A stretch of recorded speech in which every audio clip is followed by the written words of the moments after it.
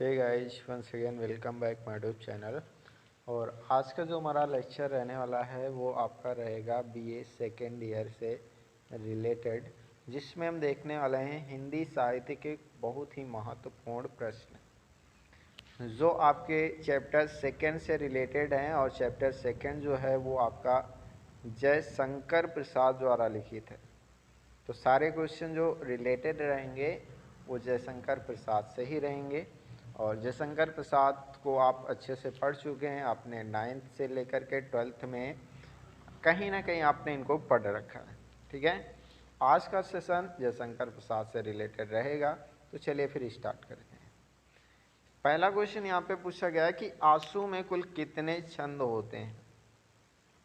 तो इसका right answer जो होगा वो जाएगा 133। और आंसू जो रचना है, आपको ये भी पूछा जा सकता है आपके एग्जाम में। तो आंसू जो रचना है ये आपकी जयशंकर प्रसाद से रिलेटेड है और इनके जो लेखक हैं वो जयशंकर प्रसाद ही हैं।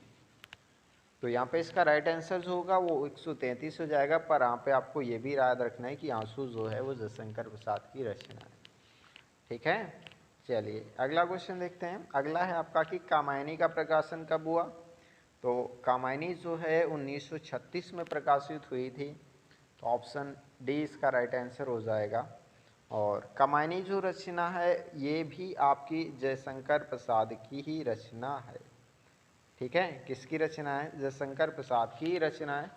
तो यहाँ पे इसका राइट आंसर जो होगा वो ऑप्शन डी होगा। लेकिन ये भी आपको याद रखना है कि जयशंकर प्रसाद की कामायनी रचना है। अगला क्वेश्चन आपसे पूछा गया कि कामायनी महाकाव्य में कुल कितने सर्ग होते हैं। तो आपको बता देते हैं कि कामायनी महाकाव्य में कुल 15 सर्ग हैं। ठीक है, टोटल कितने सर्ग हैं? 15 सर्ग हैं। नेक्स्ट है आपका कि कामायनी का प्रथम सर्ग क्या है। तो कामायनी का जो प्रथम सर्ग है वो चिंता है। ऑप्शन डी इसका राइट आंसर हो जाएगा। प्रसाद जी का बचपन में किस नाम से पुकारे जाते थे। तो यहाँ पे इसका राइट आंसर होगा झारखंडी। ठीक है, किस नाम से पुकारे जाते थे? झारखंडी नाम से। ऑप्शन डी इसका राइट आंसर हो जाएगा। अगला है कि जीवन के अंतिम पड़ाव में प्रसाद जी किस रोग से ग्रसित थे। तो यहाँ पे इसका राइट आंसर होगा राजयक्षमा से। किससे? राजयक्षमा से जयशंकर प्रसाद जी जीवन के अंतिम क्षणों में क्षतिग्रस्त थे या रोग ग्रसित थे। ठीक है, ऑप्शन ए इसका राइट आंसर हो जाएगा।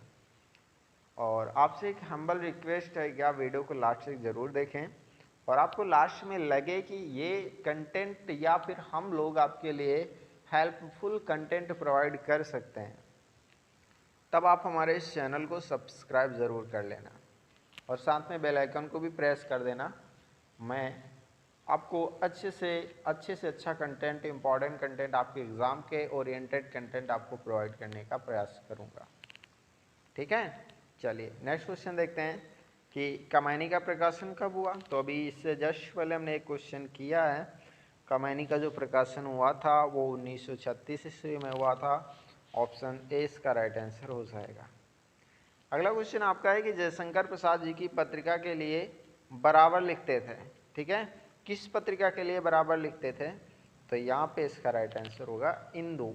ठीक है, आपको ये भी ध्यान रखना है कि इंदु जो है वो जयशंकर प्रसाद की पत्रिका है। अगला है कि प्रसाद जी पर विशेषता किस धर्म का प्रभाव था।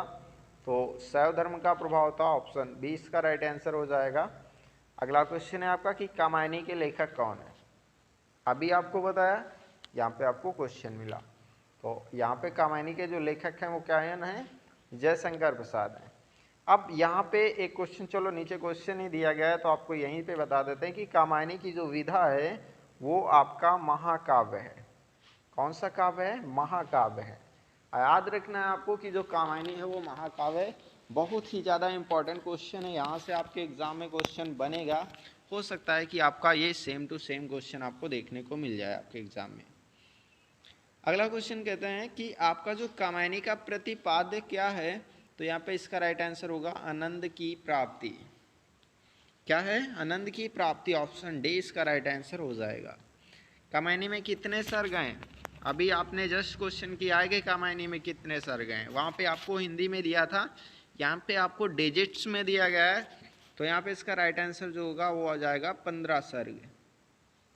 अगला आपसे पूछा गया है कि कामायनी में सर्गों के नामकरण का आधार क्या है। तो कामायनी में जो सर्गों का नामकरण किया गया वो मनोवैज्ञानिक आधार पर किया गया है। ऑप्शन डी इसका राइट आंसर हो जाएगा। कामायनी का प्रथम सर्ग कौन है, तो जो कामायनी का प्रथम सर्ग है वो चिंता है। ऑप्शन ए इसका राइट आंसर होगा। कामायनी का अंतिम सर्ग कौन सा है, तो कामायनी का जो अंतिम सर्ग होता है वो है आनंद, तो ऑप्शन डी इसका राइट आंसर होगा। कामायनी किस युग की रचना है, तो सबसे पहले तो ये बताओ कि जयशंकर प्रसाद किस युग के लेखक हैं। तो जयशंकर प्रसाद आपके छायावाद से रिलेटेड हैं, तो कामायनी जो रचना होगी वो आपकी छायावाद से ही रिलेटेड होगी, क्योंकि ये रचना ही जयशंकर प्रसाद की है, तो ये तो छायावाद की होगी ही।